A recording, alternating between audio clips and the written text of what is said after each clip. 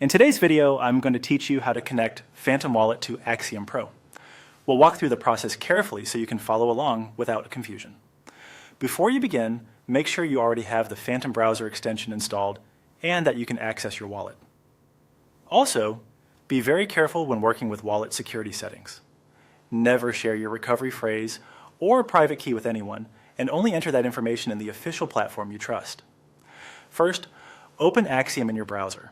Once the site has fully loaded, look for the Phantom extension and click on it. This will bring your wallet into focus so you can begin working with the connection process. If your Phantom wallet is locked, you may need to unlock it first before continuing. Next, click on your profile inside Phantom. This opens the area where your wallet preferences and account details are stored. From there, go to the lower right corner and click on Settings. Inside the Settings menu, select Security and Privacy. This section contains the controls related to wallet protection and sensitive account information. In that area, click on Show Recovery Phrase, then follow the on-screen procedure. Depending on your wallet setup, Phantom may ask you to confirm your password or complete a security check before showing anything. Take your time here and make sure no one else can see your screen. Since this is highly sensitive information, it's best to do this in a private setting. After that, go back and click on the profile icon at the top right of the screen. Then select Account and Security. Once you're in that section, click on Manage Account. This is where you can make changes related to how the wallet is handled.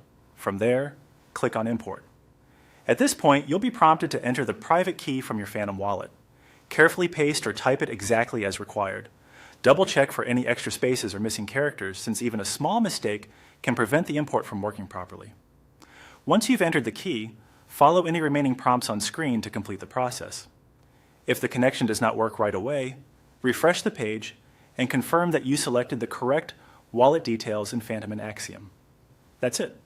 You've now gone through the process of connecting Phantom Wallet to Axiom Pro.